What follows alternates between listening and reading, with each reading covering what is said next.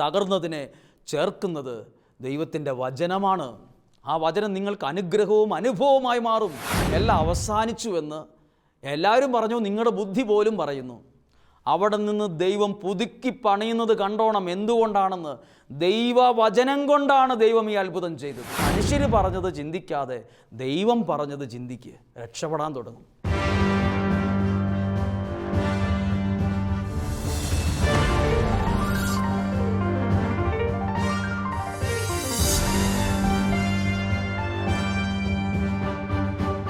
ഈശോയിൽ ഏറ്റവും പ്രിയപ്പെട്ടവരെ, വിമല ഹൃദയ പ്രതിഷ്ഠയുടെ വിമല പാതയിൽ എന്ന ശുശ്രൂഷയുടെ 29ാമത്തെ ദിവസത്തിലാണ് ഞാൻ നിങ്ങളുമായിരിക്കുന്നത്. ഈ ദിവസം നിങ്ങൾ സമർപ്പിച്ച ഓരോ നിയോഗങ്ങൾക്ക് വേണ്ടിയും പ്രാർത്ഥിച്ചു കൊണ്ടിരിക്കുന്നു. നിങ്ങൾ പ്രാർത്ഥിച്ച പ്രാർത്ഥനകൾക്ക് ദൈവം അനുഗ്രഹമുള്ള മറുപടി ദൈവം നൽകിക്കൊണ്ടിരിക്കുന്നു. നമ്മളെല്ലാവരും ഈ പ്രാർത്ഥനയിൽ ഒരു മനസ്സോടെയാണ് പങ്കെടുക്കുന്നത്. നിങ്ങൾക്കെല്ലാവർക്കും വേണ്ടി ഈ വചന ശുശ്രൂഷയുടെ ഈ സമയത്ത് പ്രാർത്ഥിക്കുകയാണ്. നിങ്ങളും നിങ്ങളുടെ കുടുംബവും ഈ കേൾക്കുന്ന വചനത്തിലൂടെ സന്തോഷവും സമാധാനവും ദൈവാനുഗ്രഹങ്ങളും അനുഭവിക്കാൻ കഴിയട്ടെ. ദൈവവചനത്തെക്കുറിച്ച് പറയുന്നത് യെശയ്യാ പ്രവാചകൻ്റെ പുസ്തകം 55-ാം അധ്യായം 10-ാമത്തെ വാക്യം പറയുന്നത്, ആകാശത്തു നിന്ന് പെയ്യുന്ന മഴയും മഞ്ഞും പോലെയാണ് ദൈവത്തിൻ്റെ വചനമെന്നാണ്. അത് രണ്ടും ഒരാളെ നനയ്ക്കും, രണ്ടും ഒരാളെ അത് ശരീരത്തിൽ അനുഭവിക്കാൻ കഴിയുന്ന രീതിയിൽ അവരുടെ ദേഹത്ത് വരും. മഴയായാലും മഞ്ഞായാലും ദൈവവചനവും അങ്ങനെയാണ്. അത് കേൾക്കുന്ന നിങ്ങളിൽ അനുഗ്രഹത്തിൻ്റെ മഴയും മഞ്ഞുമായി ജീവിതത്തിൽ അത് വരും. അനുഗ്രഹത്തിൻ്റെ മഞ്ഞായും മഴയായും അത് ജീവിതത്തിലും ഭവനത്തിലും അനുഭവമായി മാറും. ഏതായാലും നിങ്ങൾ ലോകത്തിൻ്റെ കാര്യങ്ങളൊന്നുമല്ല കേട്ടത്. ഏതെങ്കിലും മനുഷ്യൻ പറഞ്ഞ ഏതെങ്കിലും കാര്യങ്ങൾ പുസ്തകമായി എഴുതിയത് ലൈബ്രറിയിൽ നിന്ന് എടുത്തുകൊണ്ട് വന്ന് പഠിച്ച് അതിനെക്കുറിച്ച് വ്യാഖ്യാനിച്ച ദിവസങ്ങളല്ല നിങ്ങൾ കടന്നുകൂടിയത്. ദൈവത്തിൻ്റെ വചനമാണ് നിങ്ങൾ കേട്ടത്, നിങ്ങൾ ധ്യാനിച്ചത്, നിങ്ങളുടെ ഹൃദയങ്ങളിലും വീടുകളിലും മുഴങ്ങിയത് ദൈവത്തിൻ്റെ വചനമാണ്. അതുമാത്രമല്ല, അതിൻ്റെ പിറകിലൊരു നിയോഗത്തോടെയാണ് നമ്മളും ഒരുമിച്ചത് പങ്കെടുത്തത്. തീർച്ചയായും ഇതിന് വലിയ റിസൾട്ട്, വലിയൊരു ദൈവീക ഇടപെടലിൻ്റെ ഒരനുഭവം ഇത് പ്രദാനം ചെയ്യാതിരിക്കത്തില്ല. കാരണം ഈ വചനങ്ങൾ നിങ്ങളുടെ മുമ്പിൽ എത്തിക്കുമ്പോൾ നിങ്ങൾ ചിന്തിക്കരുത്, ഇത് പെട്ടെന്ന് തോന്നുന്നൊരു കാര്യം പെട്ടെന്ന് അന്നേരെ വിളിച്ചു പറയുന്നതാണെന്ന്. ഇതിൻ്റെ പിറകിൽ പ്രാർത്ഥനയുണ്ട്, ഇതിൻ്റെ പിറകിൽ ഒരുക്കമുണ്ട്, ഇതിൻ്റെ പിറകിൽ ധ്യാനമുണ്ട്. ഇതിൻ്റെ എല്ലാം മുമ്പിൽ നിന്ന്, ഇതിൻ്റെ എല്ലാം പിറകിൽ നിന്നുണ്ടായ അനുഭവത്തിൽ നിന്ന് ഒരുങ്ങിയതും പ്രാർത്ഥിച്ചതുമായ വചനങ്ങളാണ് പ്രിയപ്പെട്ട കുടുംബമേ നിങ്ങളുടെ ശ്രദ്ധയിൽ എത്തിക്കുന്നത്. അല്ലെങ്കിൽ എന്തെങ്കിലുമല്ല, ഈ വചനത്തിന് നിങ്ങളെ സ്പർശിക്കാനും സഹായിക്കാനും കഴിയും. ഏത് തകർന്നവനെയും രക്ഷിക്കുന്നത് ദൈവത്തിൻ്റെ വാക്കാണ്. ഏതു തകർന്നവനെയും. കഴിഞ്ഞ ദിവസങ്ങളിൽ പല ധ്യാനങ്ങളൊക്കെ നടത്തിയ സമയത്ത് വലിയ മനുഷ്യരും വലിയ ശരീരമുള്ളവരും കണ്ടാൽ ഒരിക്കലും ഇവർ കരയത്തില്ല എന്ന് നമുക്ക് തോന്നുന്ന ആളുകളും വ്യക്തിപരമായി പ്രാർത്ഥിക്കാൻ വരുമ്പോൾ അവരവരുടെ സങ്കടത്തിൽ നിന്ന് അവർ കരയുന്നു. അപ്പോൾ നമുക്ക് പോലും തോന്നും, ഇത്രയും വലിയൊരു മനുഷ്യൻ, നിങ്ങൾ കരയരുത് ഒരിക്കലും. നിങ്ങളുടെ ശരീരത്തിന് ഇങ്ങനെ കരയുന്നത് ചേർന്നതല്ല, നിങ്ങൾ ഇത്രയും കരയരുത് എന്ന് പോലും നമുക്ക് പറയാൻ തോന്നും. അത്രയും നമുക്ക് തോന്നും, ഇദ്ദേഹമൊക്കെ ഇങ്ങനെ കരയുന്നത് എന്തുകൊണ്ടാണ്? പ്രിയപ്പെട്ടവരെ, കരയാൻ എപ്പോഴും സങ്കടം കൊണ്ടായിരിക്കില്ല ചിലപ്പോൾ കരയുന്നത്. ഒരാൾ കരഞ്ഞപ്പോൾ ഞാൻ പറഞ്ഞു, നിങ്ങളിങ്ങനെ കരയരുത്, നമുക്കും കൂടെ വിഷമമാണ്. ഇത്രയും കരയുന്നത് നമുക്ക് കാണാൻ പറ്റുന്നില്ല, നിങ്ങളങ്ങനെ കരയുന്നത്. ഏങ്ങലടിച്ച് അയാൾ കരയുകയാണ്. അപ്പോൾ ഞാൻ ചോദിച്ചു, എന്ത് വിഷമം കൊണ്ടാണോ നിങ്ങൾ? അപ്പോൾ അദ്ദേഹം പറഞ്ഞു, അല്ല, വിഷമം കൊണ്ടല്ല, എൻ്റെ ജീവിതത്തിൽ ദൈവവചനം കേട്ടതിലൂടെ എൻ്റെ ജീവിതത്തെ ദൈവം സഹായിച്ച വഴിയുണ്ട്, ഒരിക്കലും മറക്കാൻ പറ്റില്ല, ഒരിക്കലും മറക്കാൻ പറ്റില്ല. അതുപോലെ ദൈവം എന്നെ സഹായിച്ചു, അതുകൊണ്ടാണ് ഞാൻ കരഞ്ഞു പോയത്, പ്ലാൻ ചെയ്ത് വന്ന് കരഞ്ഞതല്ല. പ്രിയപ്പെട്ടവരെ, അദ്ദേഹം പറഞ്ഞ വാക്കിലുണ്ടെന്നറിയോ, ദൈവം ഇങ്ങനെ നമ്മളെ തകർച്ചയിൽ നിന്ന് പണിതുയർത്തുന്ന ഒരു ദൈവമുണ്ട്, രക്ഷിക്കുന്ന ദൈവമുണ്ട്. എനിക്ക് ഉറപ്പായൊരു കാര്യമുണ്ട്, നിങ്ങൾ വിശ്വസിച്ചാലും വിശ്വസിച്ചില്ലെങ്കിലും, ഇഷ്ടപ്പെട്ടാലും ഇഷ്ടപ്പെട്ടില്ലെങ്കിലും ഈ കേൾക്കുന്ന വചനം നിങ്ങൾക്ക് നഷ്ടമാകത്തില്ല. ഈ വചനം നിങ്ങളെ രൂപാന്തരപ്പെടുത്തും. ഞാനിപ്പോൾ എടുക്കുന്ന വചനം എസെക്കിയേൽ പ്രവാചകൻ്റെ പുസ്തകം 37-ാം അധ്യായമാണ്. അത് എഴുതിയിരിക്കുന്നത് അസ്ഥികളുടെ താഴ്വര എന്നാണ്. അസ്ഥികളുടെ താഴ്വര. അസ്ഥികളുടെ താഴ്വര എന്ന് പറഞ്ഞാൽ തന്നെ എന്തറിയാം? മരിച്ചുപോയ മനുഷ്യരുടെ അസ്ഥികൾ, ഓരോ സിമിത്തേരി കിടക്കുന്ന അസ്ഥികളെക്കുറിച്ചല്ല. ഒരാളെ അടക്കം ചെയ്താൽ ആ കല്ലറയിൽ ഒരു 3-4 വർഷം കൊണ്ട് മാംസങ്ങളെല്ലാം പുഴുതിന്ന് വെറും അസ്ഥിയായി മാറും. മണ്ണിൻ്റെ മണമുള്ള അസ്ഥിയായത് മാറും. ഒരു ദുർഗന്ധം ഉണ്ടാകത്തില്ല. ആ അസ്ഥികളെല്ലാം മറ്റൊരാളെ അടക്കം ചെയ്യാൻ ആ സാഹചര്യത്തിൽ വരുമ്പോൾ അതെടുക്കും. എടുത്തിട്ട് പൊതുവായ ഒരു സ്ഥലത്ത് കൂട്ടിയിടും. അതുപോലെ ഒരു സ്ഥലമാണ് അസ്ഥികളുടെ താഴ്വര. അസ്ഥികൾ മാത്രമുള്ള അതിനകത്ത്, പ്രതീക്ഷയുള്ള ഒന്നുമില്ല. എല്ലുകൾ മാത്രം. ഒരു കുഴി നിറച്ച് ആയിരക്കണക്കിന് മനുഷ്യരുടെ അസ്ഥികൾ നിറഞ്ഞൊരു താഴ്വര. ഇതാരാ? ഇത് എവിടെ? എന്ത് സംഭവം? ഏതാണ് പശ്ചാത്തലം എന്ന് ചിന്തിക്കാം. ഒരു ദിവസം പ്രവാചകനായ എസക്കിയേലിനെ ദൈവം വിളിച്ചുണർത്തി പറഞ്ഞ് എഴുന്നേക്കാൻ പറഞ്ഞു. എഴുന്നേറ്റിട്ട് പ്രവാചകൻ ചോദിച്ചു, എന്തിനാണ് എഴുന്നേറ്റിട്ട്? എന്തു ചെയ്യാനാണ്? കൂട്ടിക്കൊണ്ടുപോയത് എല്ലുകൾ മാത്രം കിടക്കുന്ന ഒരു കുഴിയുടെ മുമ്പിലാണ്. പ്രതീക്ഷിക്കാൻ ഒന്നുമില്ലാത്ത അസ്ഥിയുടെ ഒരു താഴ്വര. താഴ്വര എന്ന് പറയുമ്പം ചിലർ പറയുന്നൊരു വാക്കുണ്ട്, ഞാൻ ഒത്തിരി സങ്കടങ്ങളുടെ താഴ്വരയിലാണ് കേട്ടോ. സങ്കീർത്തന പുസ്തകത്തിലൊരു വാക്കുണ്ട്, മരണത്തിൻ്റെ താഴ്വരയിലൂടെയാണ് ഞാൻ പോകുന്നതെങ്കിലും. ഈ താഴ്വരയ്ക്കൊക്കെ ജീവിതമായിട്ട് ബന്ധമുണ്ട്. ചിലർ പറയും, എൻ്റെ ഒരു വലിയ തകർച്ചയുടെ താഴ്വരയിൽ കൂടെ ഞാൻ പോവുകയാണ്, കണ്ണുനീരിൻ്റെ താഴ്വരയിലാണെന്നൊക്കെ പറയില്ലേ. ഇത് അസ്ഥിയുടെ താഴ്വരയാണ്. ആ വാക്യം ഇങ്ങനെ എഴുതിയിരിക്കുന്നത് 37-ാം അധ്യായം 1-ാമത്തെ വാക്യം. ഞാൻ പ്രസംഗിക്കുന്നത് മാത്രമല്ല നിങ്ങൾ കേൾക്കേണ്ടത്, നിങ്ങൾ ദൈവവചനം എടുക്കണം. ആ വചനത്തിലെ എസെക്കിയേൽ പ്രവാചകൻ്റെ പുസ്തകം 37-ാം അധ്യായം മടിയിൽ തുറന്നു വയ്ക്കണം. ആ ഭാഗം ഞാൻ വായിക്കുമ്പോൾ നിങ്ങളുടെ കണ്ണും മനസ്സും അതിലൂടെ യാത്ര ചെയ്യണം. ഈ വായിക്കുന്നത് ശരിയാണോ? ഈ പ്രസംഗിക്കുന്നത് ശരിയാണോ? ഇതിൽ തെറ്റുണ്ടോ?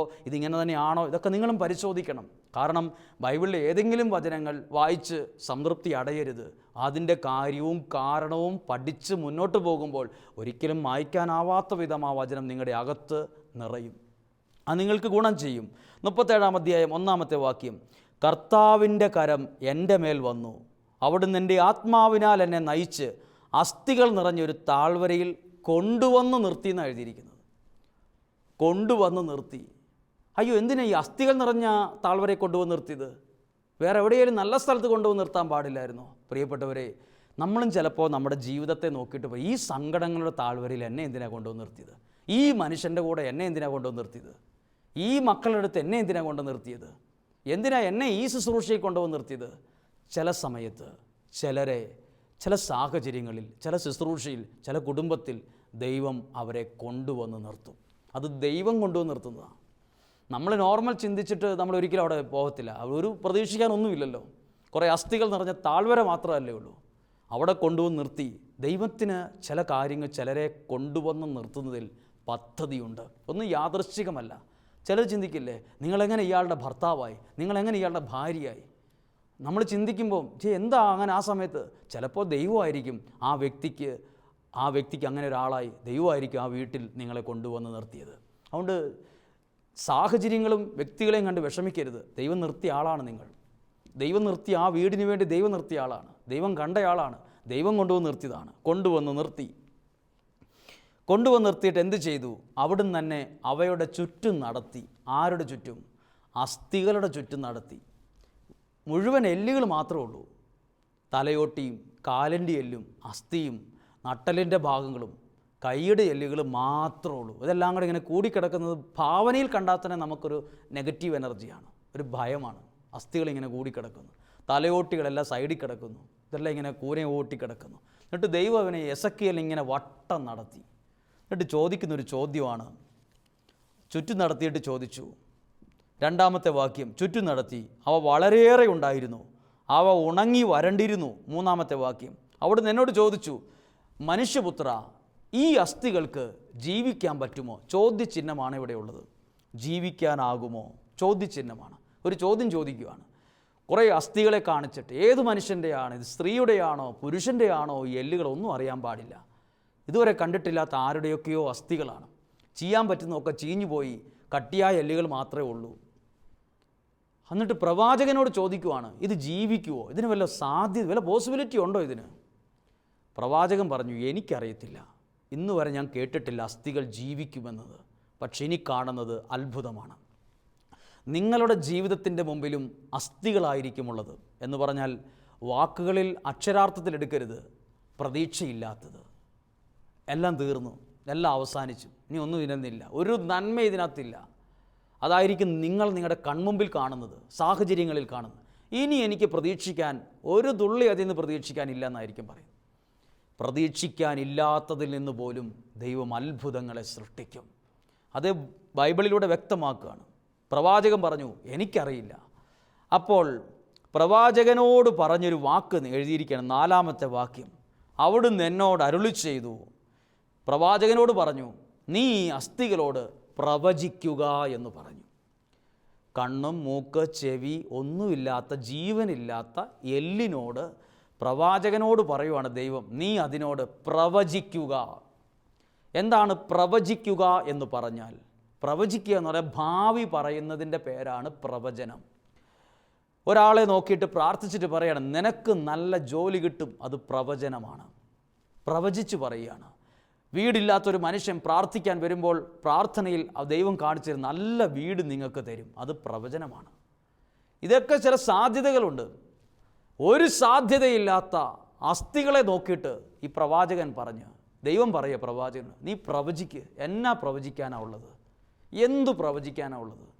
ഇനി അതിൽ നിന്ന് ഏത് ഡോക്ടർ വിചാരിച്ചാലും, ഏത് മെഡിക്കൽ കോളേജുകാർ വിചാരിച്ചാലും, ഏത് സയൻറ്റിസ്റ്റ് വിചാരിച്ചാലും ഇതിൽ നിന്നൊരു സംഭവം നടക്കാനില്ല.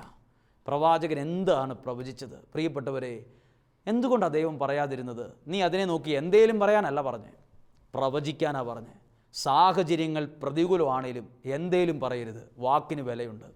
വിശ്വാസത്തിൽ പറയുന്ന വാക്ക് അച്ചട്ടായി നടക്കും. സംഭവിക്കുമെന്ന് പറഞ്ഞാൽ സംഭവിക്കും. ദൈവത്തിലുള്ള വിശ്വാസത്തിലാണ് വാക്ക് പറയുന്നെങ്കിൽ അത് അച്ചട്ടായിട്ട് നടക്കും. ഏത് പ്രതികൂല സാഹചര്യത്തിലും നടക്കും. അത്ഭുതമായി അത് മാറും. ദൈവത്തിൻ്റെ ഇടപെടൽ അങ്ങനെയാണ്. പ്രവചിക്കാൻ പറഞ്ഞപ്പോൾ പ്രവാചകൻ പറഞ്ഞു, എന്താ പറഞ്ഞെന്ന് അടുത്ത വാക്യം, 4-ാമത്തെ വാക്യം. പ്രവചിക്കാൻ പറഞ്ഞു, വരണ്ട അസ്ഥികളെ കർത്താവിൻ്റെ വചനം ശ്രവിക്കുവിനെന്ന് അവയോട് പറയുക. ആര് പറഞ്ഞു? ദൈവം പ്രവാചകനോട് പറയുവാണ്, ഈ അസ്ഥികളോട് നീ പറ, ദൈവവചനം ശ്രവിക്കാൻ നീ പറയാൻ. അസ്ഥികൾക്ക് അതിന് കണ്ണും മൂക്കും ചെവിയും കേൾക്കാനുള്ള കഴിവൊന്നുമില്ലല്ലോ. ആരെങ്കിലും അതിനോട് പ്രസംഗിക്കുമോ? പ്രസംഗിക്കാൻ എന്താ പൊട്ടന്മാരാണോ? ബുദ്ധിയില്ലാത്തവരാണോ? അപ്പോൾ പ്രവാചകൻ പറഞ്ഞു, ഇതിനൊന്നും കേൾക്കാനൊന്നും പറ്റില്ലല്ലോ. ദൈവം പറയുവാണ്, നീ പറ. പ്രതീക്ഷയില്ലാത്തതിനെ നോക്കി നീ വിശ്വാസത്തിൽ ദൈവവചനം പറഞ്ഞ് പ്രവചിക്കാൻ പറഞ്ഞു. എനിക്ക് നിങ്ങളോട് അതൊക്കെ പറയാനുള്ളൂ. വേറെ ഒന്നും എനിക്ക് നിങ്ങളുടെ ശ്രദ്ധയിൽ കൊണ്ടുവരാനില്ല. ഇത് അസ്ഥികളെ നോക്കിയാൽ ഇതിനേക്കാൾ പ്രതീക്ഷയുണ്ട് നിങ്ങളുടെ പല കാര്യങ്ങളിലും. ഇത്രയൊന്നും നിങ്ങൾ ആരും അസ്ഥിയായി അത്രയും തകർന്നിട്ടില്ല കേട്ടോ. ഇത്രയൊന്നും നിങ്ങൾ ആരും പരാജയപ്പെട്ടിട്ടില്ല. ഇത് അതിനേക്കാളൊക്കെ ഒത്തിരി താഴെയുള്ള സിറ്റുവേഷനാണ് മുഴുവൻ. എല്ലാം അതും അസ്ഥിയിൽ നിന്ന് വേർപെട്ട് പോയി നാല് കഷം. ഒരാളുടെ അസ്ഥി തന്നെ പല സ്ഥലത്താണ് കിടക്കുന്നത്. ഒരാളുടെ തലയോട്ടി തന്നെ അപ്പുറത്തും ഇപ്പുറത്തുമായിട്ട് മാറി തിരിഞ്ഞും ഒക്കെ ആയിട്ട് കിടക്കുകയാണ്. ഈ തലയോട്ടിയും ശരീരത്തിൻ്റെ എല്ലുകളൊന്നും അടുപ്പിച്ച് ഇങ്ങനെ അടുക്കി വെച്ചതല്ല. എല്ലാം കലങ്ങി പല സ്ഥലത്ത് ചെതറിക്കിടക്കുന്ന അസ്ഥിക്കുഴിയാണിത്. കൈയുടെ എല്ലുള്ളിടത്ത് കാലിൻ്റെ എല്ലില്ല. തലയുടെ ഈ ഭാഗത്തെ എല്ലുള്ള സ്ഥലത്ത് തലയോട്ടിയില്ല. എല്ലാം ആരാരുടെ ഒന്നും അറിയത്തില്ല. അന്നേരവും പറഞ്ഞു, പ്രവചിക്കാൻ പറഞ്ഞു, ദൈവത്തിൻ്റെ വചനം ശ്രവിക്കാൻ പറഞ്ഞു. ദൈവത്തിൻ്റെ വചനത്തിൻ്റെ പ്രാധാന്യം നോക്ക്. പ്രതീക്ഷയില്ലാത്ത സ്ഥലത്ത് ഈ വചനം ചെന്നപ്പോൾ അവിടെ അത്ഭുതം നടന്നത്. അതുകൊണ്ടാണ് നിങ്ങളോട് ഈ വചനം നിങ്ങളുടെ വീടുകളിൽ മുഴങ്ങുമ്പോൾ, നിങ്ങളുടെ ചെവികളിൽ മുഴങ്ങുമ്പോൾ പ്രതീക്ഷയില്ലാത്ത സ്ഥലത്ത് പോലും അത്ഭുതങ്ങൾ ഉണ്ടാകുമെന്ന് ഞാൻ പറഞ്ഞത്. എൻ്റേതായ മനോഭാവത്തിലോ ചിന്തയിലോ ഞാൻ പറഞ്ഞ വിഷയമല്ല ഇത്. ദൈവവചനം തുറന്ന പുസ്തകം പോലെ എൻ്റെ മുമ്പിലുണ്ട്. അതിൽ നിന്നാണ് നിങ്ങളോട് സംസാരിക്കുന്നത്. അടുത്ത വാക്യം എഴുതിയിരിക്കുന്നു. എന്താ പറഞ്ഞത്? 5-ാമത്തെ വാക്യം. ദൈവമായ കർത്താവ് ഈ അസ്ഥികളോട് അരുളി ചെയ്യുന്നു, ഇതാ ഞാൻ നിങ്ങളിൽ പ്രാണൻ നിവേശിപ്പിക്കും. ഒരെണ്ണം നെഗറ്റീവില്ല. ഒന്നും ശരിയാകുകയില്ല, ഗുണം പിടിക്കുകയില്ലെന്നൊന്നും പറഞ്ഞിട്ടില്ല. എല്ലാം പോസിറ്റീവാണ്. വിശ്വാസത്തിൽ പറഞ്ഞതെല്ലാം പ്രവചനം കേട്ടോണം എന്തൊക്കെയാണെന്ന് പറഞ്ഞ വാക്കുകൾ ശ്രദ്ധിക്കുക. നിങ്ങളിൽ പ്രാണൻ നിവേശിപ്പിക്കും, നിങ്ങൾ ജീവിക്കും, ഞരമ്പുകൾ വച്ചുപിടിപ്പിക്കും, മാംസം വളർത്തും, ചർമ്മം പൊതിയും, നിങ്ങളിൽ പ്രാണൻ നിവേശിപ്പിക്കും, നിങ്ങൾ ജീവൻ പ്രാപിക്കും. എത്ര 6-7 വാക്ക് മുഴുവൻ പോസിറ്റീവാണ്. നല്ലത് വരും, നന്മ വരും, സംഭവിക്കും, നടക്കും. ഇതൊക്കെ ജീവിതത്തെ നോക്കിയിട്ട് നിങ്ങളും പറയാവൂ. അല്ലാതെ അപ്പുറത്തെ ഒരാൾ പറഞ്ഞു ശരിയാകുകയല്ലെന്നാണ് പറഞ്ഞത്, ഈ വീട്ടിൽ എന്തോ ദോഷമുണ്ടെന്നാണ് പറഞ്ഞത്, അതും ചിന്തിച്ച് അതും തിന്നുകൊണ്ട് അതും ധ്യാനിച്ചുകൊണ്ടിരുന്നാൽ പുറകോട്ടേ പോകൂ. ദൈവം മനുഷ്യർ പറഞ്ഞത് ചിന്തിക്കാതെ ദൈവം പറഞ്ഞത് ചിന്തിക്കുക, രക്ഷപ്പെടാൻ തുടങ്ങും.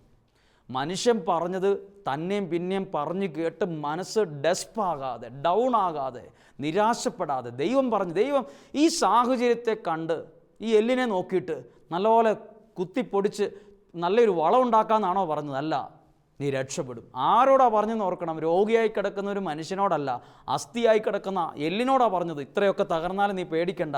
എന്തൊക്കെ പറഞ്ഞു ഞാൻ വായിക്കാം, നിങ്ങൾ എണ്ണിക്കോ അത് മനസ്സിൽ. ഈ വാക്യം നോക്കിയിട്ട് 5-ാമത്തെ വാക്യം, ഇതാ നിങ്ങളിൽ ഞാൻ പ്രാണൻ നിവേശിപ്പിക്കും. 1, നിങ്ങൾ ജീവിക്കും. 2, ഞരമ്പുകൾ വച്ചു പിടിപ്പിക്കും. 3, മാംസം വളർത്തും.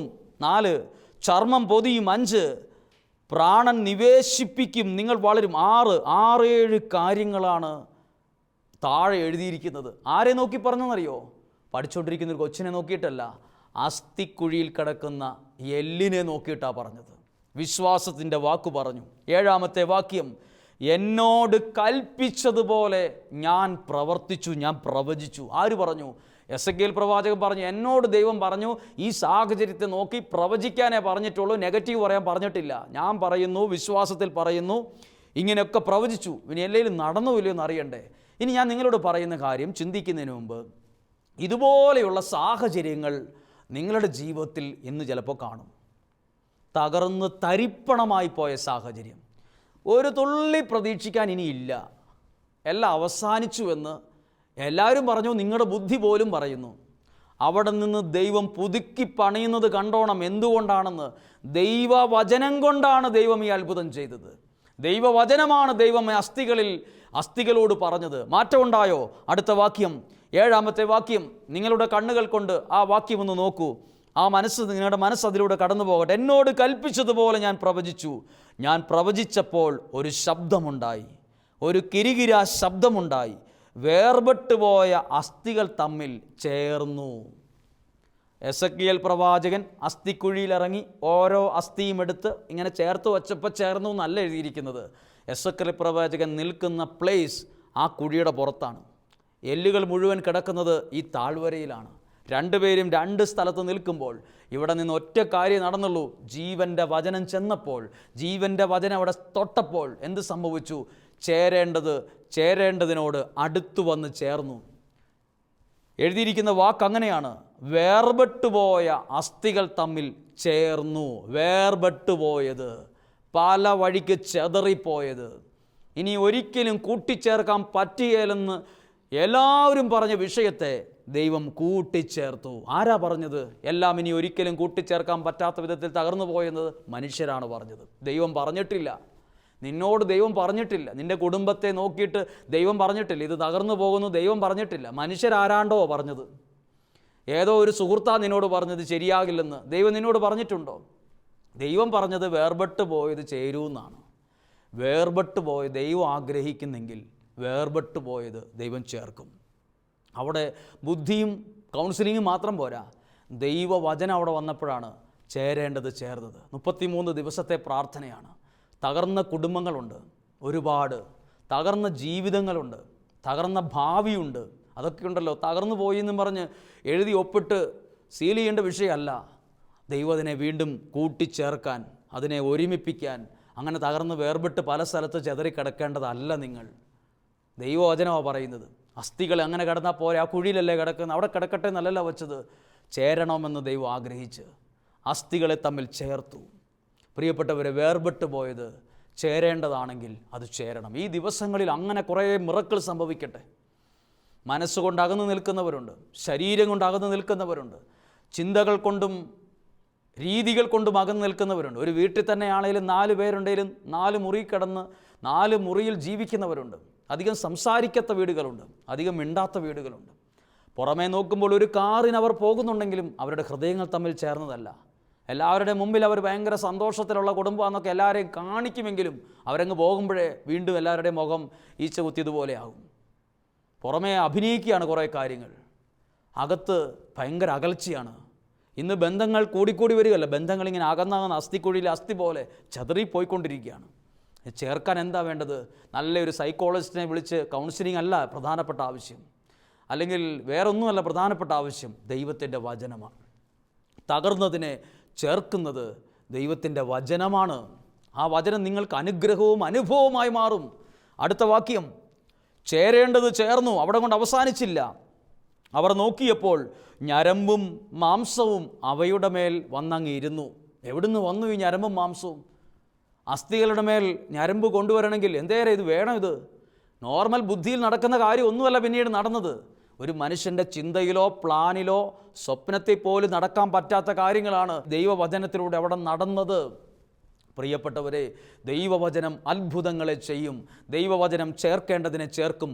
പരസ്പരം അകറ്റുന്നതല്ല ദൈവവചനം, പരസ്പരം ചേർക്കുന്നതാണ്. നിങ്ങളുടെ കുടുംബത്തെ ദൈവം അനുഗ്രഹത്തിൽ ഒന്നിപ്പിക്കും. ചതറി നിൽക്കേണ്ട കുടുംബമല്ല നിങ്ങളുടേത്. ഒന്നും കൂടെ ഒന്ന് ചിന്തിക്കുക. വാശി പിടിച്ചിരിക്കാതെ, മത്സരിച്ച് നിൽക്കാതെ, എളിമപ്പെടാതെ, ഇങ്ങനെ അഹങ്കരിച്ച് നിൽക്കാതെ ദൈവത്തിൻ്റെ വചനം ഒന്ന് ശരിക്ക് കേൾക്ക്. ഇങ്ങനെ ഏതൊക്കെയോ താഴ്വരയിൽ ചിതറിക്കിടക്കേണ്ടവരല്ല നിങ്ങളുടെ ജീവിതം. അതിൽ ഇതിലെ ഇങ്ങനെ പല വഴിക്ക് പോകേണ്ടതല്ല. നിങ്ങൾ ചേരണം, ഒരുമിക്കണം. അതൊന്ന് കുടുംബ കൂട്ടായ്മകൾ വർദ്ധിക്കണം, വ്യക്തിബന്ധങ്ങൾ വർദ്ധിക്കണം, പരസ്പര സ്നേഹം വർദ്ധിക്കണം. തകർന്നു പോകാൻ പാടില്ല. മത്സരിച്ചും വഴക്കുകൂടിയും പൊളിറ്റിക്സ് കളിച്ചും രാഷ്ട്രീയം പറഞ്ഞും ചതറിപ്പോകേണ്ടവരല്ല, മത്സരിക്കേണ്ടവരല്ല, ഒരുമിച്ച് ചേരേണ്ടവരാണ്. അതിന് ചെയ്യണമെങ്കിൽ അത് പ്രവർത്തിക്കുന്നത് ദൈവത്തിൻ്റെ ജീവൻ്റെ വചനമാണ്. ഈ വചനം എവിടെ ആര്? എസെക്കിയേലിലൂടെ ജീവനില്ലാത്ത അസ്ഥിയിൽ ചെന്നപ്പോൾ പോലും ജീവനുണ്ടായെങ്കിൽ ഈ വചനം നിങ്ങളിലും പ്രവർത്തിക്കും. ജീവനില്ലാത്ത അസ്ഥികളിൽ ഇത്രയൊക്കെ പ്രവർത്തിക്കാൻ പറ്റിയെങ്കിൽ, ജീവനില്ലാത്ത അസ്ഥിയിൽ ഇങ്ങനെയൊക്കെ മിറക്കൾ സംഭവിച്ചെങ്കിൽ, ജീവനുള്ള നിങ്ങളിൽ എത്രയധികമായ അത്ഭുതങ്ങൾ നടക്കില്ലേ? എത്ര അത്ഭുതമായി വചനം മാറില്ലേ? ഇനി എന്തെങ്കിലും സംഭവിച്ചോ എന്ന വാക്യം കൂടെ വായിക്കുകയാണ്. 9-ാമത്തെ വാക്യം, എല്ലാം ചെയ്തു, ജീവൻ്റെ അടയാളങ്ങളെല്ലാം വന്നു. 9-ാമത്തെ വാക്യം, മനുഷ്യപുത്ര ജീവശ്വാസത്തോട് നീ പ്രവചിക്കുക, മനുഷ്യപുത്ര ജീവശ്വാസത്തോട് പറയുക.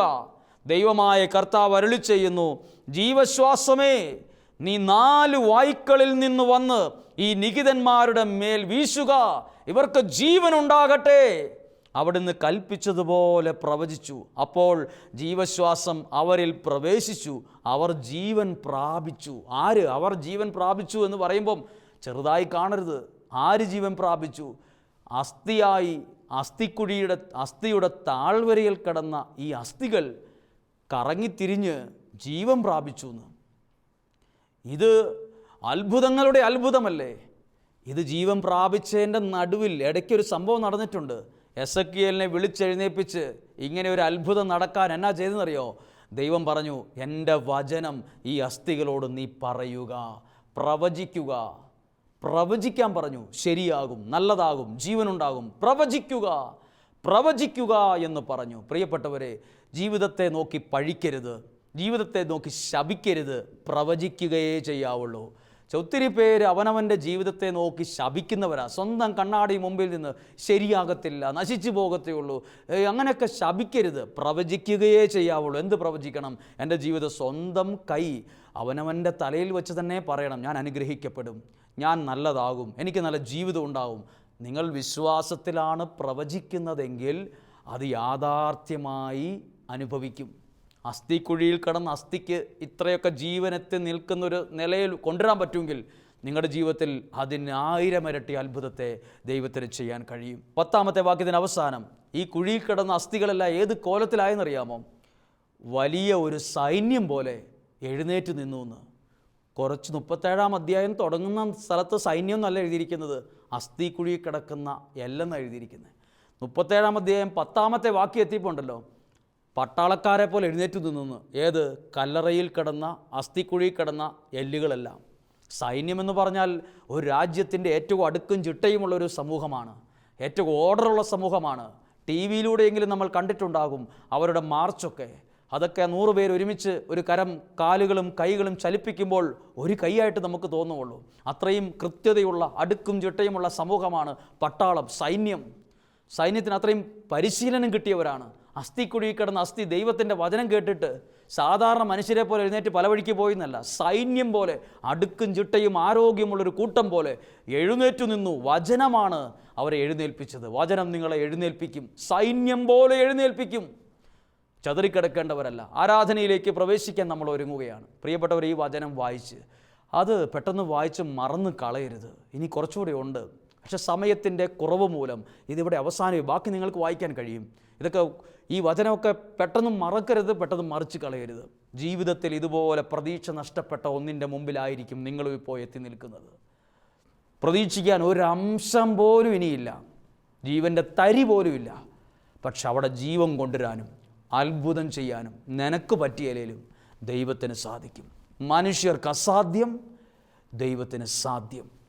മറക്കാൻ പാടില്ല, ഇത് ബാലരമയിലെ കഥയല്ല. 37-ാം അധ്യായം കുട്ടികളുടെ ദീപികയിൽ വന്ന ഒരു ചിത്രകഥയിലെ ഭാഗം എഴുതിയിരിക്കുന്നതല്ല 37-ാം അധ്യായം. ഇത് ദൈവത്തിൻ്റെ ജീവൻ്റെ വചനമാണ്. ഇതിന് വർഷം പഴക്കമുണ്ട്. മാറ്റമില്ലാത്ത വചനമാണ് ഇത് പറഞ്ഞത്. അതാ പ്രസംഗിച്ചത്. ജീവിതത്തിൻ്റെ സാഹചര്യങ്ങളെ, സിറ്റുവേഷനെ എല്ലാം സമർപ്പിച്ചു വേണം ഇന്നത്തെ ആരാധനയിലേക്ക് പ്രവേശിക്കാൻ. ഈ 33 ദിവസം പ്രാർത്ഥന കഴിയുമ്പോൾ ഇതുപോലത്തെ 100 സാക്ഷ്യങ്ങൾ ഉണ്ടാവും. 100 സാക്ഷ്യങ്ങൾ വരും. എൻ്റെ ജീവിതം അങ്ങനായിരുന്നു, എൻ്റെ ജീവിതം ഇങ്ങനായിരുന്നു, എല്ലാം കൈവിട്ടു പോയതായിരുന്നു, ആ വചനം എനിക്ക് ബോധ്യമായി, ആ വചനം എനിക്ക് തെളിച്ചമായി, ഞാൻ അങ്ങനെ പ്രാർത്ഥിച്ചു, വചനം പറഞ്ഞ് പ്രാർത്ഥിച്ചു, ദൈവത്തിൻ്റെ ഇടപെടലുണ്ടായി. പറയുന്ന 100,000 സാക്ഷ്യങ്ങളുണ്ടാകും. നോക്കിക്കോ, ദൈവം ഓരോ കാര്യത്തിലും ഇടപെടും. കണ്ണുകളെ അടച്ച് പ്രാർത്ഥിച്ച് പാട്ടുകളോടുകൂടി നമുക്ക് ആരാധനയിലേക്ക് പ്രവേശിക്കണം. ആരും മൗനമായി ഇരിക്കരുത്. നമുക്ക് ഒരുമിച്ച് പാടുകയും പ്രാർത്ഥിക്കുകയും ചെയ്ത് ഒരുമിച്ച് ആരാധനയിലേക്ക് പ്രവേശിക്കാം. അതിനായി പരിശുദ്ധാത്മാവ് നമ്മളെ ഒരുക്കുകയും സഹായിക്കുകയും ചെയ്യട്ടെ. നമുക്ക് ആരാധനയിലേക്ക് പ്രതീക്ഷയോടെ പ്രവേശിക്കാം.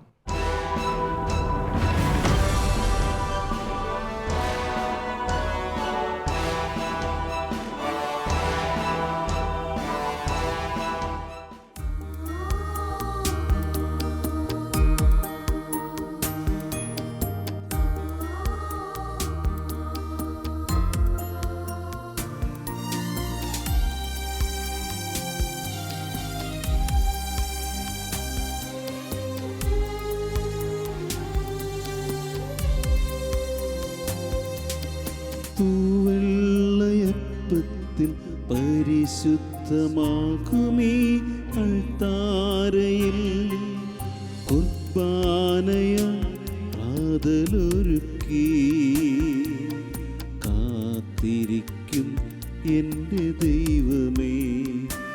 ദിവ്യകാരുണ്യമേ എന്നേശുവേ, ജീവനും ജീവിതവും നീയേ. പൊന്നു സ്നേഹമേ എൻ്റെ ദൈവമേ,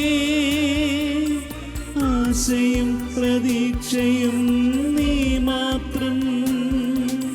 തൂവെള്ളയപ്പത്തിൽ പരിശുദ്ധമാകുമീ അൾത്താരയിൽ കുർബാനയാം പ്രാതലൊരുക്കി കാത്തിരിക്കും എൻ്റെ ദൈവമേ. ദിവ്യകാരുണ്യീശോയിലേക്ക് നോക്കി നമുക്ക് പറയാം, പരിശുദ്ധ പരമ ദിവ്യകാരുണ്യത്തിന് നേരവും ആരാധനയും സ്തുതിയും പുകഴ്ചയും ഉണ്ടായിരിക്കട്ടെ. നമ്മളുടെ നിയോഗങ്ങളെല്ലാം ഈ ദിവ്യകാരുണ്യീശോയിലേക്ക് കൊടുത്തുകൊണ്ട് പരിശുദ്ധ അമ്മയ്ക്ക് നമ്മളെ തന്നെ സമർപ്പിക്കുവാൻ ഒരുങ്ങുന്ന നമ്മുടെ ജീവിതത്തെ സമർപ്പിച്ചുകൊണ്ട് പരിശുദ്ധ പരമ ദിവ്യകാരുണ്യത്തിന് നേരവും ആരാധനയും സ്തുതിയും പുകഴ്ചയും ഉണ്ടായിരിക്കട്ടെ. നിങ്ങളെയും നിങ്ങളുടെ കുടുംബത്തിലുള്ള ഏറ്റവും പ്രായം കുറഞ്ഞ ഒരാൾ മുതൽ ഏറ്റവും പ്രായമുള്ള ഒരാൾ വരെ ആരൊക്കെയുണ്ടോ അവരെല്ലാവരെയും ഈ പരിശുദ്ധ കുർബാനയിലെ ദൈവ സാന്നിധ്യത്തിലേക്ക് സമർപ്പിച്ചുകൊണ്ട് നമുക്ക് പറഞ്ഞു പ്രാർത്ഥിക്കാം. പരിശുദ്ധ പരമ ദിവ്യകാരുണ്യത്തിന് നേരവും ആരാധനയും സ്തുതിയും പുകഴ്ചയും ഉണ്ടായിരിക്കട്ടെ. ഈ നല്ല ദിവസം, ഇത് നിയോഗത്തോടെ പങ്കെടുക്കുന്ന 29ാമത്തെ ദിവസമാണ്. 28 ദിവസങ്ങൾ നമുക്ക് അനുഗ്രഹമായി ദൈവം ഒരുക്കി തന്നതാണ്. പ്രാർത്ഥനയുടെ മണിക്കൂറുകൾ ദൈവം നമുക്കൊരുക്കി. പ്രാർത്ഥനയിലൂടെ ദൈവം നൽകിയ നന്മകൾ സ്വീകരിക്കാൻ ദൈവം നമുക്കൊരുക്കിയ ദിവസങ്ങളും മിനിറ്റുകളും മണിക്കൂറുകളൊക്കെ ആയിരുന്നു. നമുക്കൊരു നിമിഷം നന്ദി പറയണ്ടേ? ദൈവ സാന്നിധ്യത്തിന് നന്ദി പറയണം. നമ്മുടെ ജീവിതത്തിൽ ദൈവം ഒരുക്കിയ അനുഗ്രഹങ്ങളെ ഓർത്ത് നന്ദി പറയണം. പ്രിയപ്പെട്ടവരെ, നിങ്ങളെയും നിങ്ങളുടെ കുടുംബത്തെയും ദൈവം സ്നേഹിക്കുന്നുണ്ട്. ദൈവം നിങ്ങളെ സ്നേഹിക്കുന്നു. ദൈവം നിങ്ങളെ സ്നേഹിക്കുന്നു. പലരും നിങ്ങളോട് വിരോധമായിരിക്കുമ്പോഴും ദൈവം നിങ്ങളെ സ്നേഹിക്കുന്നു. മനുഷ്യൻ്റെ സ്നേഹം പോലെ അല്ല ദൈവത്തിൻ്റെ സ്നേഹം. മനുഷ്യൻ്റെ സ്നേഹം ഇടയ്ക്കിടയ്ക്ക് പിണങ്ങുന്നതാണ്. എന്നാൽ ബൈബിളിൽ ദൈവം എവിടെയും ആരോടും പിണങ്ങിയിട്ടില്ല. പിണങ്ങാത്തൊരു സ്നേഹമാണ് ദൈവത്തിൻ്റെ സ്നേഹം. ആ സ്നേഹത്തിലേക്ക് ജീവിതത്തെ കൊടുത്ത്, ആ സ്നേഹത്തിലേക്ക് ദൈവത്തിൻ്റെ കരങ്ങളിലേക്ക് ജീവിതത്തിൻ്റെ നിയോഗങ്ങളെ കൊടുത്ത് നമുക്കെല്ലാവർക്കും ഒന്ന് പ്രാർത്ഥിച്ചു തുടങ്ങാം. പ്രാർത്ഥിക്കുന്നതെന്ന് പറയുമ്പോൾ നന്ദി നിറഞ്ഞ ഹൃദയത്തോടെ ദൈവത്തിന് നന്ദി പറയണം, ദൈവത്തെ സ്തുതിക്കണം, സൃഷ്ടാവായ ദൈവത്തിന് സ്തുതികൾ സമർപ്പിക്കണം. നമുക്കൊന്ന് പ്രാർത്ഥിച്ചു തുടങ്ങാം, ആരാധിച്ചു തുടങ്ങാം, സ്തുതിച്ചു തുടങ്ങാം. ഹല്ലേലൂയ, ഹല്ലേലൂയ. കർത്താവേ, ഞങ്ങളങ്ങയെ സ്തുതിക്കുന്നു, ഞങ്ങളങ്ങയെ ആരാധിക്കുന്നു, ഞങ്ങളങ്ങയെ മഹത്വപ്പെടുത്തുന്നു. ഹല്ലേലൂയ, ഹല്ലേലൂയ. യേശുവേ, അങ്ങയുടെ നാമത്തിൽ ഞങ്ങളെ തന്നെ സമർപ്പിക്കുന്നു. ഞങ്ങളെ ഏൽപ്പിച്ചു തരുന്നു, ഞങ്ങളെ ഏൽപ്പിച്ചു തരുന്നു, ഞങ്ങളുടെ എല്ലാ പ്രതീക്ഷകളെ ഏൽപ്പിച്ചു തരുന്നു. പരിശുദ്ധാത്മാവെ, ഞങ്ങളെ ഏറ്റെടുക്കണമേ, പരിശുദ്ധാത്മാവെ, ഞങ്ങളെ ഏറ്റെടുക്കണമേ. Hallelujah, hallelujah, hallelujah. എല്ലാവരും പ്രാർത്ഥിച്ചേ, എല്ലാവരും സ്തുതിച്ചേ, എല്ലാവരും ഒന്ന് ആരാധിച്ചേ, എല്ലാവരും ദൈവത്തിന് നന്ദി പറഞ്ഞേ, കുടുംബമായി ദൈവത്തിന് നന്ദി പറഞ്ഞേ, കൂട്ടമായി കൂട്ടായ്മയായി ദൈവത്തിന് നന്ദി പറഞ്ഞേ. ഹല്ലേലൂയ, ഹല്ലേലൂയ. യേശുവേ, നന്ദി പറയുന്നു, യേശുവേ, സ്തുതിക്കുന്നു, സ്തുതിക്കുന്നു, സ്തുതിക്കുന്നു, നന്ദി പറയുന്നു. യേശുനാമം അതിശയനാമം, ഏഴെനിക്കിമ്പനാമം. ശ്രീയേശുനാമം അതിശയനാമം, ഏഴെനിക്കിമ്പനാമം. യേശുവിന്റെ നാമം വിളിച്ചു പാടാം. ശ്രീയേശുനാമം ആകാശത്തിന് താഴെ ഭൂമിക്ക് മുകളിൽ മനുഷ്യന്റെ രക്ഷയ്ക്ക് ദൈവം നൽകിയ നാമം. എല്ലാ നാമത്തിലും മേലായ നാമം, ഭക്തജനം വാഴ്ത്തും നാമം.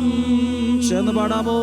എല്ലാ നാമത്തിലും മേലായ നാമം, ഭക്തജനം വാഴ്ത്തും നാമം.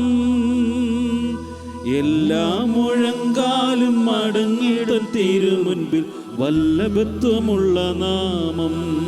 വിശ്വാസത്തോടെ പാടി. എല്ലാ മുഴങ്കാലും മടങ്ങും തൻ തിരുമുൻപിൽ വല്ലഭത്വമുള്ള നാമം. ശ്രീയേശുനാമം, ശ്രീയേശുനാമം അതിശയനാമം, ഏഴെനിക്കിമ്പനാമം. ചേർന്ന് പാടാമോ? ശ്രീയേശുനാമം അതിശയനാമം, ഏഴെനിക്കിമ്പനാമം. എല്ലാ നാമത്തിലും, എല്ലാ നാമത്തിലും മേലായ നാമം, ഭക്തജനം വാഴ്ത്തും നാമം. അർത്ഥമറിഞ്ഞ് ചേർന്ന് പാടാം.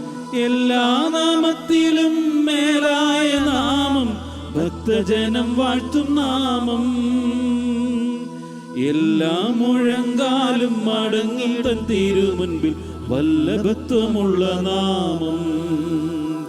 എല്ലാ മുഴങ്കാലും മടങ്ങും തൻ തിരുമുൻപിൽ വല്ലഭത്വമുള്ള നാമം. ശ്രീയേശുനാമം അതിശയനാമം, ഏഴെനിക്കിമ്പനാമം, ഏഴെനിക്കിമ്പനാമം. പ്രിയപ്പെട്ടവരെ, ഈ 29-ാമത്തെ ദിവസം നമ്മൾ കേട്ട ദൈവവചനം എസെക്കിയേൽ പ്രവാചകന്റെ പുസ്തകം 37-ാമത്തെ അധ്യായമാണ്. അസ്ഥികളുടെ താഴ്വര എന്നാണ് അതിൻ്റെ തലക്കെട്ട്. നമ്മുടെ ജീവിതത്തോട് ഈ വചനത്തെ ഒന്ന് ചേർത്ത് പിടിക്കാം. ജീവിതത്തെയോട് ചേർത്ത് വെച്ചുകൊണ്ട് നമ്മൾ പ്രാർത്ഥിക്കുവാൻ പോകുന്നു, ആരാധിക്കുവാൻ പോകുന്നു, ദൈവത്തെ മഹത്വപ്പെടുത്തുവാൻ പോകുന്നു. എസെക്കിയേൽ പ്രവാചകനെ തൻ്റെ ആത്മാവിനാൽ ദൈവം നയിച്ച് അസ്ഥികളുടെ താഴ്വരയിൽ കൊണ്ടുവന്ന് നിർത്തി എന്നാണ് 37-ാം അധ്യായം 1-ാമത്തെ വാക്യത്തിൽ എഴുതിയിട്ടുള്ളത്. അവിടെ എഴുതിയിട്ടുണ്ട്, ആത്മാവിനാൽ നയിച്ച് അസ്ഥികൾ നിറഞ്ഞ ഒരു താഴ്വരയിൽ അവിടെ ഒരു വാക്കാണ് താഴ്വര. ചില മനുഷ്യർ പറയാറുള്ള വാക്കുകളാണ്, ഞാനൊരു സങ്കടത്തിൻ്റെ താഴ്വരയിലാണ്, എൻ്റെ ജീവിതം മുഴുവൻ ദുഃഖത്തിൻ്റെ താഴ്വരയാണ്. നമ്മുടെ ജീവിതമായിട്ട് ബന്ധമുണ്ട് ഈ താഴ്വര എന്ന വാക്കിന്. അങ്ങനെയുള്ള എല്ലാ സങ്കടങ്ങളെയും ഒന്ന് സമർപ്പിക്കുക, എല്ലാ ആവശ്യങ്ങളെയും നിയോഗങ്ങളെയും സമർപ്പിക്കുക. എസെക്കിയേൽ പ്രവാചകൻ അസ്ഥികളുടെ താഴ്വരയിൽ വന്ന് നിർത്തപ്പോൾ ദൈവം ചോദിച്ചൊരു ചോദ്യമുണ്ട്, നീ എന്ത് കാണുന്നു? അപ്പോൾ എസെക്കിയേൽ പ്രവാചകൻ പറഞ്ഞു, ഞാൻ കുറേ മനുഷ്യരുടെ അസ്ഥികളെ കാണുന്നു. അസ്ഥികളെന്ന് പറയുമ്പോൾ അത് മനുഷ്യൻ ഏതോ കാലത്ത് ജീവിച്ച് മരിച്ചവരെ അടക്കം ചെയ്ത സ്ഥലത്തു നിന്ന് ആ അസ്ഥികളെടുത്ത് ഒരു കുഴിയിൽ താഴ്വരയിൽ കൂട്ടിക്കിട്ടിരിക്കുകയാണ്. കൈയുടെ എല്ലുണ്ട്, കാലിൻ്റെ എല്ലുണ്ട്, ശരീരത്തിന്, മനുഷ്യ ശരീരത്തിലെ തലയോട്ടി മുതൽ എല്ലാ അസ്ഥികളും ഇങ്ങനെ കൂട്ടമായി കൂട്ടിയിട്ടിരിക്കുന്ന ഒരു സ്ഥലം. എസെക്കിയേൽ പ്രവാചകനെ വട്ടം നടത്തി ദൈവം. എന്നിട്ട് ചോദിച്ചു ഒരു ചോദ്യം ചോദിച്ചതാണ്, ഈ അസ്ഥികൾ ഇനി ജീവിക്കുമോ? എന്തേലും പ്രതീക്ഷിക്കാനുണ്ടോ ഇതിന്ന്? ഏതൊരു മനുഷ്യനോടും ഏതൊരു മെഡിക്കൽ കോളേജിൽ ചെന്നൊരു പ്രൊഫസറായ ഡോക്ടർമാരോട് ചോദിച്ചു നോക്കും, ഒരു അസ്ഥി കാണിച്ചിട്ട് ഇതിന് ജീവിക്കുമോ എന്ന് പറഞ്ഞാൽ അവർ ചിരിക്കും. അത് ഒരിക്കലും നടക്കാത്തൊരു കാര്യമാണ്, ഒരിക്കലും സാധ്യമല്ലാത്ത കാര്യമാണ്. മരിച്ചു മണ്ണായ ഒരു മനുഷ്യൻ വീണ്ടും ആ അസ്ഥികൾ ജീവിക്കുമോ? സാധ്യമല്ല. അപ്പോൾ എന്നിട്ട് ദൈവം ചോദിച്ചു, നീ എന്തു പറയുന്നു? എസെക്കിയേൽ പ്രവാചകൻ പറഞ്ഞു, എനിക്കറിയത്തില്ല. പക്ഷെ ദൈവം പറഞ്ഞു, നീ ഒരു അത്ഭുതം കാണും. ഒരിക്കലും 1% പോലും, മൈന്യൂട്ട് സെക്കൻഡ് പോലും സാധ്യതയില്ലാത്ത ഒന്നാണ് നിന്റെ മുമ്പിൽ ഇപ്പോൾ ഉള്ളത്. വെറും അസ്ഥികൾ, വെറും എല്ല്. എന്നാൽ നീ എൻ്റെ വചനം നീ പറഞ്ഞാൽ ഈ അസ്ഥികൾ ജീവിക്കുമെന്ന് പറയുന്നു. പ്രിയപ്പെട്ടവരെ, പ്രതീക്ഷയില്ലാത്ത ഒരു കൂട്ടം അസ്ഥികൾ നിങ്ങളുടെ മുമ്പിലും കാണും. പ്രതീക്ഷിക്കാൻ ഒരു വകയുമില്ലാത്ത ഒരു കൂട്ടം പ്രാർത്ഥനാ വിഷയങ്ങൾ, ഒരു കൂട്ടം ആവശ്യങ്ങൾ. നമ്മൾ പറയില്ലേ, അത് എൻ്റെ കുടുംബജീവിതത്തെക്കുറിച്ച് എനിക്കിനി യാതൊരുവിധ പ്രതീക്ഷയുമില്ല, എൻ്റെ ജീവിതം അത്രയും താറുമാറായിരിക്കുന്നു. എൻ്റെ സ്വന്തം ശരീരത്തെ നോക്കിയിട്ട് പറയും, ഇത്രയും മരുന്നൊക്കെ കഴിക്കുന്ന നിത്യരോഗിയായ എൻ്റെ ശരീരം, എനിക്കിനി യാതൊരു പ്രതീക്ഷയില്ല ഈ രോഗസുഖമാകുമെന്ന്. എൻ്റെ വീടൊക്കെ ഒന്ന് നല്ല സന്തോഷത്തിലാവുന്നു, എനിക്ക് യാതൊരുവിധ പ്രതീക്ഷയില്ല. എൻ്റെ മക്കളോട് ഇപ്പോഴത്തെ പോക്കും ജീവിതവും സ്വഭാവവും പെരുമാറ്റവും കണ്ടിട്ട് അവരുടെ ജീവിതം നല്ലതാകുമെന്ന് എനിക്കൊരു പ്രതീക്ഷയില്ല. ഇങ്ങനെ ഒരുപാട് കാര്യങ്ങളുണ്ട്.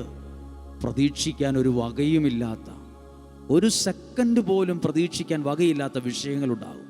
എന്നാൽ ഇന്ന് പ്രവാചകനിലൂടെ ദൈവം നമ്മളെ പഠിപ്പിക്കുവാണ്. പ്രതീക്ഷയില്ലാത്ത സാഹചര്യത്തെ നോക്കിയിട്ട്, വിഷയങ്ങളെ നോക്കിയിട്ട്, അസ്ഥികളെ നോക്കിയിട്ട് ശരിയാകുകയില്ല, ഇതൊന്നും ഒരിക്കലും റെഡിയാകത്തില്ല, ഇതിങ്ങനെ കിടക്കത്തേ ഉള്ളൂ, ഇത് വല്ല വളത്തിനെ കൊള്ളുകയുള്ളൂ, ഇനി എനിക്കൊരു പ്രതീക്ഷയില്ല, ഇതൊന്നുമല്ല പറയേണ്ടത്. ദൈവത്തിൻ്റെ വചനം, ആ നിയോഗത്തെ നോക്കി നീ പറഞ്ഞാൽ അവിടെ ജീവനുണ്ടാകുമെന്ന് പറഞ്ഞു. എന്നുകൂടെ പറഞ്ഞു. എന്താ പറഞ്ഞെന്ന് നമുക്കറിയാം. എനിക്ക് നല്ല ചൂടെടുക്കുന്നുണ്ടെങ്കിൽ ഞാൻ ചെയ്യുന്നൊരു കാര്യം, ഫാൻ ഓൺ ചെയ്ത് എൻ്റെ നേർക്ക് തിരിച്ചു വയ്ക്കും, അല്ലെങ്കിൽ ഫാൻ ഉള്ള സ്ഥലത്ത് അതിൻ്റെ ചോട്ടിപ്പോയി നിൽക്കും. അപ്പോഴാണ് ഞാൻ അതിൻ്റെ ആശ്വാസം അനുഭവിക്കുന്നത്. ഇതുപോലെ ചൂട് നന്നോട്ട് ആവിയും പരവേശവും വേർതിരിക്കുന്ന സമയത്ത് ഫാൻ നമ്മുടെ ദേഹത്തേക്ക് തിരിച്ചു വയ്ക്കുന്നത് പോലെ നിങ്ങൾ ആ നിയോഗത്തിലേക്ക് നിങ്ങൾ തിരിച്ചു വയ്ക്കണം. നിങ്ങളുടെ ദൈവവചനത്തെ ആ നിയോഗത്തിലേക്ക് തിരിച്ചു വയ്ക്കണം. അതൊരു ഉന്നം വയ്ക്കുക എന്ന് പറയും. എസെക്കിയേൽ പ്രവാചകനോട് വേണേൽ പറഞ്ഞാൽ പോരായിരുന്നു, നീ ആ കട്ടിലേ കിടന്നുകൊണ്ട് തന്നെ, അവിടെ ഇരുന്നുകൊണ്ട് തന്നെ, ഇങ്ങനെ കുറേ എല്ലാം അവിടെ കിടപ്പുണ്ട്, അവിടെ ഇരുന്ന് എൻ്റെ വചനം പറയാനാണോ പറഞ്ഞതല്ല. നീ എഴുന്നേറ്റ് വന്ന് ആത്മാവിനെ നയിച്ച് അവിടെ കൊണ്ടുവന്ന് അതിനെ അടുത്ത് നിർത്തിയിട്ട് അതേലോട്ട് നോക്കി അങ്ങോട്ട് തിരിഞ്ഞു നിർത്തിയിട്ട് പ്രവാചകനോട് പറഞ്ഞു, നീ അസ്ഥികളെ നോക്കി എൻ്റെ വചനം പറ. അസ്ഥികൾക്ക് ജീവനില്ല, പക്ഷേ എൻ്റെ വചനങ്ങൾക്ക് ജീവനുണ്ട്. അത് ജീവൻ ഇല്ലാത്തടത്ത് ജീവൻ കൊണ്ടുവരുന്നതാണ്. Hallelujah, hallelujah. അങ്ങനെയെങ്കിൽ നിങ്ങൾ ഏത് വിഷയമാണ് ഈ അസ്ഥിക്കുഴിയിൽ കിടക്കുന്ന അസ്ഥികളെ പോലെ പ്രതീക്ഷയില്ലാതെ നിങ്ങളുടെ മുമ്പിൽ കിടക്കുന്ന കുറേ വിഷയങ്ങളില്ലേ, ഈ മനുഷ്യൻ രക്ഷപ്പെടുമെന്ന് എനിക്ക് തോന്നുന്നില്ല, ഈ മനുഷ്യൻ്റെ സ്വഭാവം മാറുമെന്ന് എനിക്ക് തോന്നുന്നില്ല, ഈ കുടുംബം ഒരു സന്തോഷത്തിലാവും എനിക്ക് തോന്നുന്നില്ല. ഇങ്ങനെ നമ്മുടെ മുമ്പിലില്ലേ, എനിക്കിത് പഠിച്ച് ജയിക്കാൻ പറ്റുമെന്ന് തോന്നുന്നില്ല, എൻ്റെ കാര്യങ്ങളൊക്കെ ശരിയാകുമെന്ന് എനിക്ക് തോന്നുന്നില്ല. നമ്മൾ പറയില്ലേ ആ വിഷയത്തെ നോക്കി, അതേ വിഷയത്തെ നോക്കിയിട്ട് വിശ്വാസത്തോടെ ദൈവത്തിൻ്റെ വചനം പറ. അങ്ങനെ പ്രവാചകൻ എന്തു ചെയ്തു എന്നറിയാമോ? ഇതൊന്നും നടക്കാൻ പോകുന്നില്ല. പിന്നെ അസ്ഥികളെ നോക്കിയിട്ട് എന്ത് വചനം പറയാനാണ്? കണ്ണും മൂക്കും ചെവിയും കാതുമുള്ള മനുഷ്യരോട് പറഞ്ഞിട്ട് അവർ സ്വീകരിക്കുന്നില്ല. പിന്നെയാണോ ഈ അസ്ഥിക്കുഴി കിടക്കുന്ന അസ്ഥികളെ? അതൊന്നുമല്ല പ്രവാചകൻ തിരിച്ച് മറുപടി പറഞ്ഞത്. ഞാൻ പറയാം. അവിടെ നിന്നുകൊണ്ട് പ്രവാചകൻ ഈ അസ്ഥികളെ നോക്കി ദൈവത്തിൻ്റെ വചനം പറഞ്ഞു, പ്രവചിച്ചു. അതാണ് വിശ്വാസം. അവിടെ ഒന്നും നടക്കാൻ സാധ്യതയില്ല ബുദ്ധി കൊണ്ട് ചിന്തിച്ചാൽ. പക്ഷെ പറഞ്ഞു കഴിഞ്ഞപ്പോൾ എഴുതിയിട്ടുണ്ട്, അസ്ഥിക്കുഴികളിൽ കിടന്നിരുന്ന, അനക്കമില്ലാതെ കിടന്നിരുന്ന അസ്ഥികൾ അനങ്ങാൻ തുടങ്ങി. കിരികിരാ ഒരു ശബ്ദം കേട്ടു. എപ്പോഴാ ശബ്ദം കേൾക്കുക? അനങ്ങുമ്പോഴാണ്. ഈ അനക്കം എങ്ങനെ? ജീവനുള്ളതാ അനങ്ങുന്നത്. ജീവനില്ലാത്തത് പാറകഷ്ണം പോലെ അവിടെ കിടക്കുകയുള്ളൂ. ജീവനുള്ളതാണ് അനങ്ങുന്നത്. അങ്ങനെയെങ്കിൽ ഈ ജീവൻ എവിടെ നിന്ന് വന്നു? ഈ ജീവൻ ദൈവവചനത്തിലൂടെ അവിടെ ചെന്നു.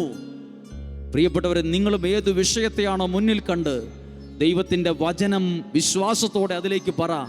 അവിടെ അനക്കമുണ്ട്, അവിടെ മാറ്റമുണ്ടാവും. മാറ്റത്തിൻ്റെ അനക്കങ്ങൾ അവിടെ നടക്കും, മാറ്റത്തിൻ്റെ ചലനങ്ങൾ അവിടെ നടക്കും.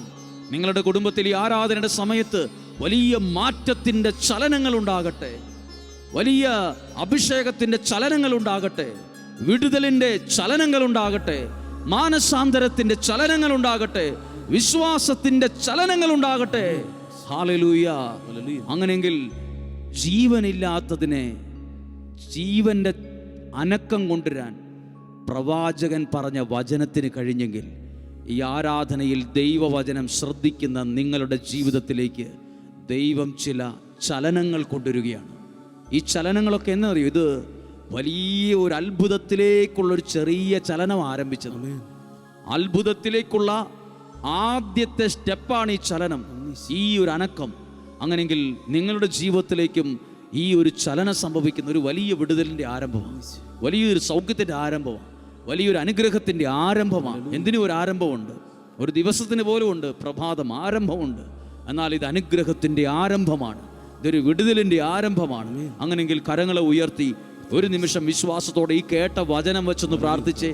ഈ വചനം നിങ്ങളുടെ ജീവനില്ലാത്ത അല്ലെങ്കിൽ പ്രതീക്ഷയ്ക്ക് ഒരു വകയുമില്ലാത്ത വിഷയങ്ങളിലേക്ക് എല്ലാം ഒന്ന് കൊടുത്തേ. പ്രതീക്ഷയ്ക്ക് ഒരു സാധ്യതയുമില്ല, ഇനി ഒരിക്കലും നല്ലതായി വരുമെന്ന് പ്രതീക്ഷയില്ല, ഇനി ഒരിക്കലും അത് ശരിയാകുമെന്ന് തോന്നുന്നില്ല, എൻ്റെ ഈ കടബാധ്യത മാറുമെന്ന് തോന്നുന്നില്ല, എൻ്റെ രോഗം സൗഖ്യമാകുമെന്ന് തോന്നുന്നില്ല. ഇതൊക്കെ ഇങ്ങനെ കൊണ്ട് അവസാനിക്കത്തേ ഉള്ളൂ. നിരാശ പിടിച്ചിരിക്കാതെ, ഡൗണായിരിക്കാതെ, ഡസ്പായിരിക്കാതെ ധൈര്യത്തോടെ വിശ്വാസം എഴുന്നേറ്റ് പ്രവാചകനോട് പറഞ്ഞു, നീ ആ അസ്ഥികളെ നോക്കി എൻ്റെ വചനം പറ, എന്റെ വചനം നീ പറ.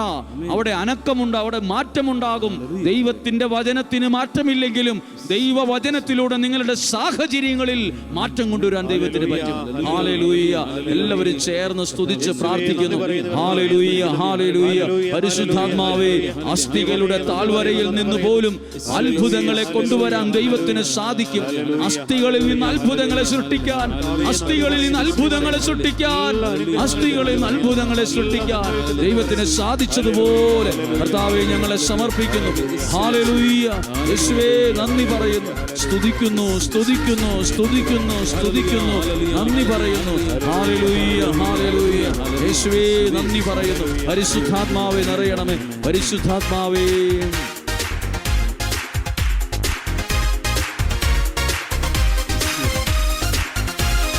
പരിശുദ്ധാത്മാവിൽ നിറഞ്ഞു കരങ്ങളൊക്കെ ചേർത്തടിച്ച് ചേർന്ന് പാടുകയാണ്.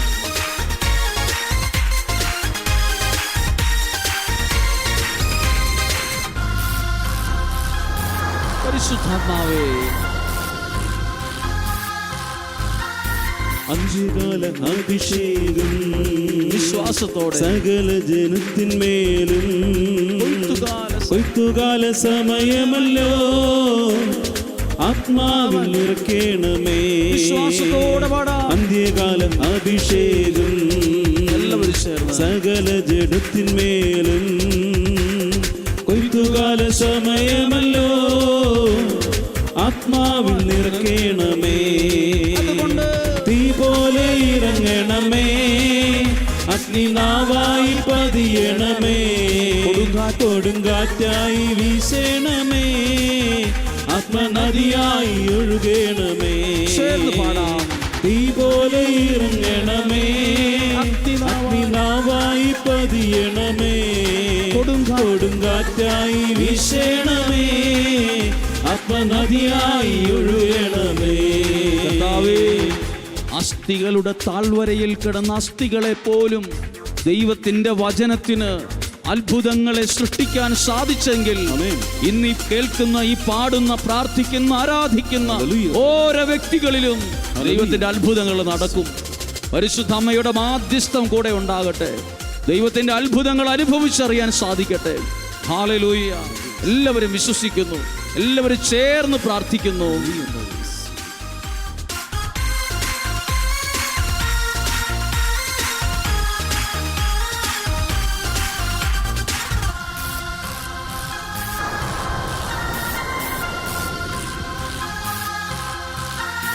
അസ്ഥിയുടെ താഴ്വരയിൽ ഒരു സൈന്യത്തെ ഞാൻ കാണുന്നു. അധികാരം പകരണമേ, ഇനി ആത്മാവിൽ പ്രവചിച്ചിടാം. ചേർന്ന് പാടാം. അസ്ഥിയുടെ താഴ്വരയിൽ ഒരു സൈന്യത്തെ ഞാൻ കാണുന്നു. അധികാരം പകരണമേ, ഇനി ആത്മാവിൽ പ്രവചിച്ചിടാം. ചേർന്ന് പാടാം. തീ പോലെ ഇറങ്ങണമേ, അഗ്നിനാവായി പതിയണമേ.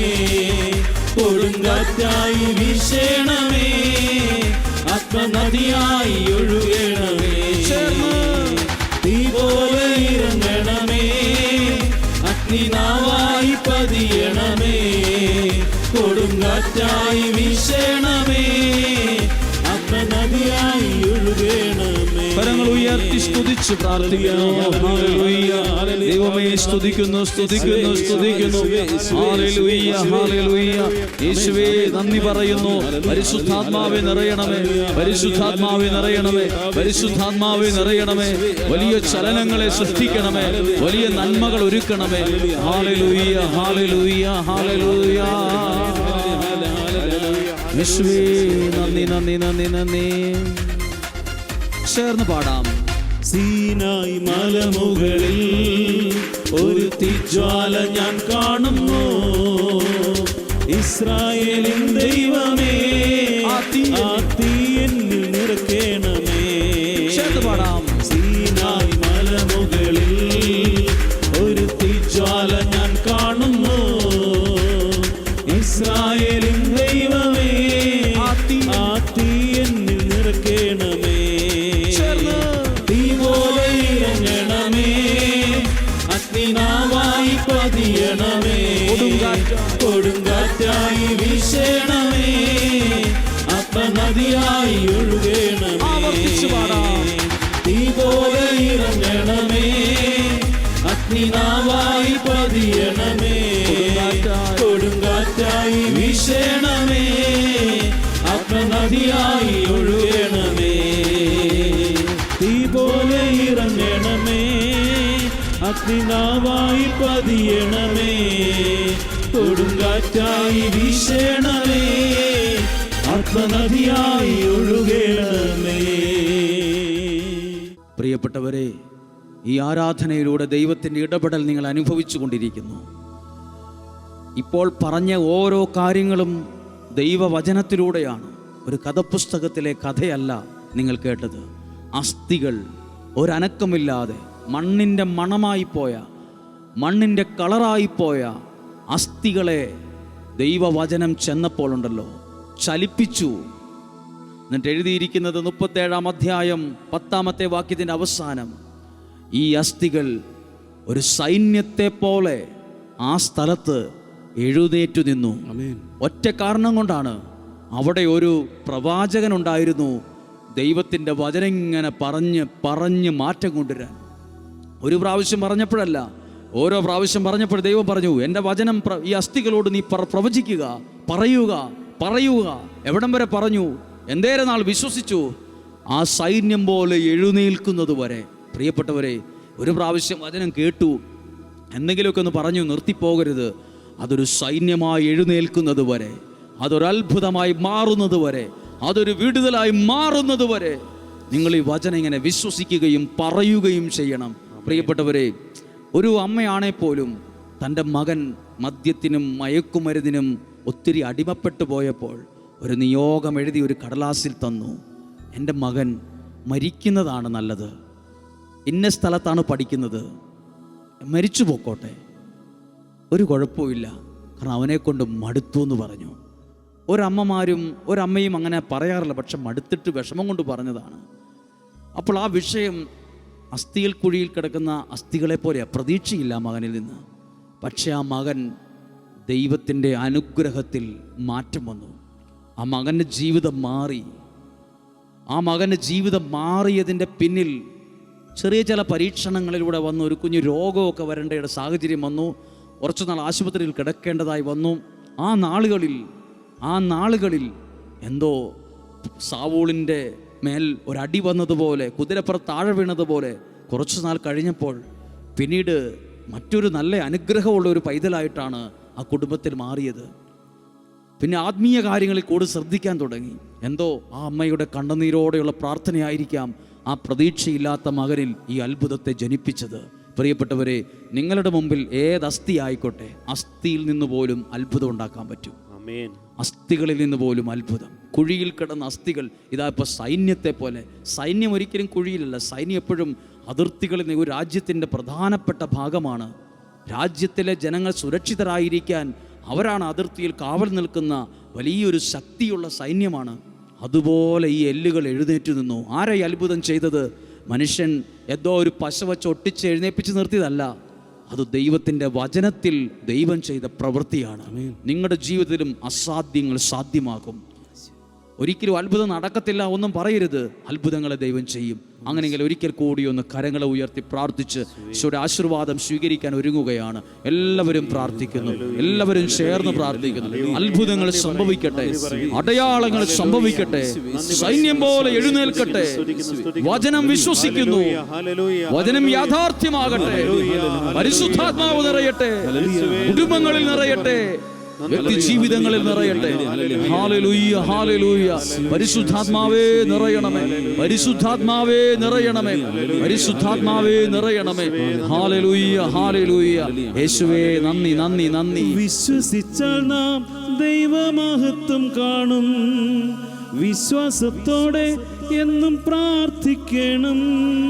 പൂർവപിതാക്കന്മാർ ആരാധിച്ചപ്പോൾ ആത്മാവിലും സത്യത്തിലും ആരാധിക്കണം. ആത്മാവിലും സത്യത്തിലും ആരാധിക്കണം.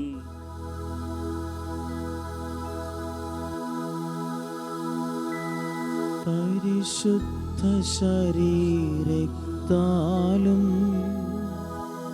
വിലയേറിയ രക്തത്താലും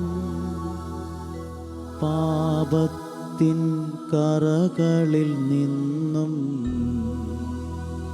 മർത്യനു നീ മോചനമേകി. സകലേശ ദിവ്യ കടാക്ഷം തൂകണമേ വത്സല സുതരിൽ. നിർമ്മലരായി ജീവിച്ചിടുവാൻ ചിന്തണമേ ദിവ്യവരങ്ങൾ.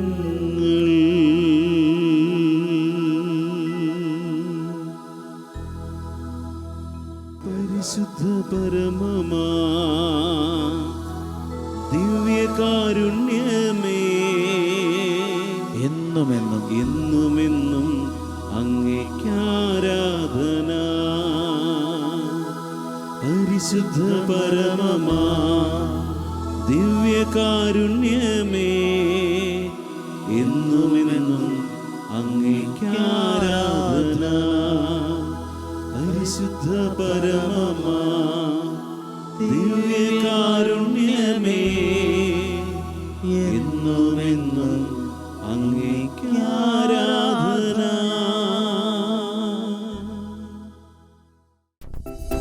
ഇന്നത്തെ പ്രവൃത്തി. ശുദ്ധീകരണ സ്ഥലത്തിലെ ആത്മാക്കൾക്കു വേണ്ടി 33 നന്മ നിറഞ്ഞ മറിയമേ എന്ന പ്രാർത്ഥന ചൊല്ലി സമർപ്പിക്കുക.